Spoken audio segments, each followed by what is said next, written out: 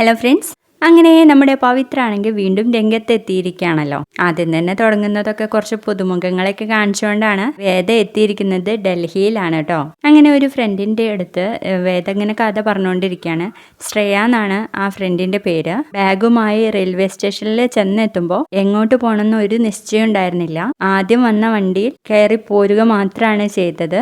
അവരിൽ നിന്ന് എന്റെ കുഞ്ഞിനെ രക്ഷിക്കാൻ വേറൊരു വഴിയും ഉണ്ടായിരുന്നില്ല ശ്രേയ. എത്രത്തോളം ദൂരോട്ട് പോകാമോ അത്രത്തോളം ഞാൻ എത്തി. കേസ് എന്ത് തന്നെയാണെങ്കിലും വിക്രം പുറത്തിറങ്ങുമ്പോൾ ഞാനും എന്റെ കുഞ്ഞും അവിടെ കാണണം എന്ന് പറയാണ് കേട്ടോ ശ്രേയയോട്. അന്നേരം ആ കുട്ടി പറയുന്നുണ്ട്, വേദയുടെ അച്ഛൻ ജില്ലാ ജഡ്ജി ആയിരുന്നിട്ട് പോലും ഒന്നും ചെയ്യാൻ സാധിച്ചില്ലല്ലോ എന്ന്. അന്നേരം നമ്മുടെ വേദ പറയും, എന്ത് ജഡ്ജി ആയിരുന്നിട്ട് എന്താ കാര്യം, കൊല്ലാൻ തീരുമാനിച്ചിരിക്കുന്നത് സ്വന്തം സഹോദരനാണ് ശ്രേയ എന്ന് പറയുവാണേ.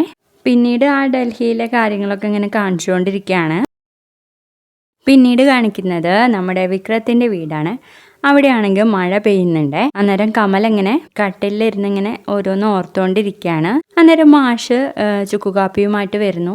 ഇതിന്റെ ഒന്നും ആവശ്യമില്ലായിരുന്നു മാഷെ എന്നങ്ങ് പറയുമ്പോൾ മാഷ് പറയും, നിനക്ക് ആവശ്യം ഉണ്ടാവില്ല, ഒരുപാട് മരുന്ന് തരേണ്ട ഉത്തരവാദിത്വം എനിക്കാണല്ലോ, അതിനു മുൻപേ ആയി ഈ ഒരു ചുക്കുകാപ്പി കഴിച്ചോ എന്നങ്ങ് പറയുമ്പോഴേക്കും നമ്മുടെ കമല അങ്ങ് കരയാണ്. എന്നിട്ട് പറയും, ഞാൻ അവര് സ്വപ്നം കണ്ടു മാഷെ എന്നൊക്കെ പറഞ്ഞ് ഇങ്ങനെ കരയുന്ന നേരത്ത് നമ്മുടെ മാഷ് ആശ്വസിപ്പിക്കുകയാണ് കേട്ടോ. സ്വപ്നത്തിലല്ല, അവർ രണ്ടുപേരും നമ്മുടെ വീട്ടുമുറ്റത്ത് വരും ഒരിക്കൽ എന്ന് പറഞ്ഞ് ആശ്വസിപ്പിക്കുകയാണ്.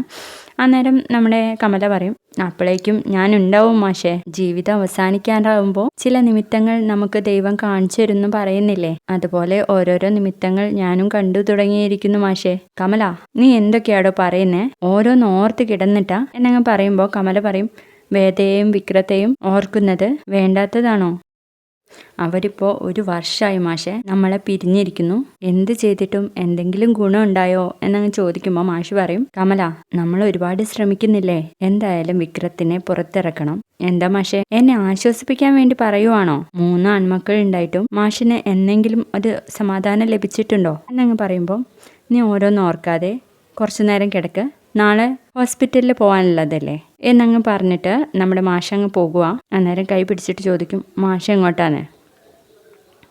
എനിക്ക് ട്യൂഷൻ കുട്ടികളുടെ ടെസ്റ്റ് പേപ്പർ നോക്കാനുണ്ട് എന്ന് പറയുമ്പോൾ നമ്മുടെ കമല പറയും, ഞാനില്ലാണ്ടായാൽ മാഷ് വിഷത്തോടൊപ്പം പോയി നിൽക്കണം, എത്ര കഷ്ടപ്പാടുണ്ടായാലും ശ്രീജ മുഖം കറുപ്പിക്കത്തില്ല, ഒറ്റയ്ക്ക് ജീവിക്കാൻ പറ്റൂ എന്ന വാശി വേണ്ടാട്ടോ, പിന്നെ ഞാൻ മരിച്ചു കഴിഞ്ഞാൽ ചിതയ്ക്ക് വിക്രം തീ കൊളുത്തണം, അത് മോർച്ചറിയിൽ എത്ര കാലം ഐസിലിട്ട് വെച്ചാലും അവൻ തന്നെ വേണം അത് ചെയ്യാൻ, എന്റെ ചിതാഭസ്മം സൂക്ഷിച്ചു വെക്കണം, വേദ കൂടെ വന്നിട്ട് 2 പേരും ചേർന്ന് വേണം അതൊഴുക്കാൻ, കേട്ടോ മാഷെ എന്നങ്ങ് പറയുമ്പോൾ, മതിയടോ, എനിക്ക് കേൾക്കാൻ വയ്യ, അങ്ങനെയൊന്നും ഉണ്ടാവത്തില്ല, നീ ഇങ്ങനെ പരിഭ്രമിക്കാതെ എന്ന് പറയുമ്പോൾ നമ്മുടെ കമല അങ്ങ് കരയാണ് കേട്ടോ.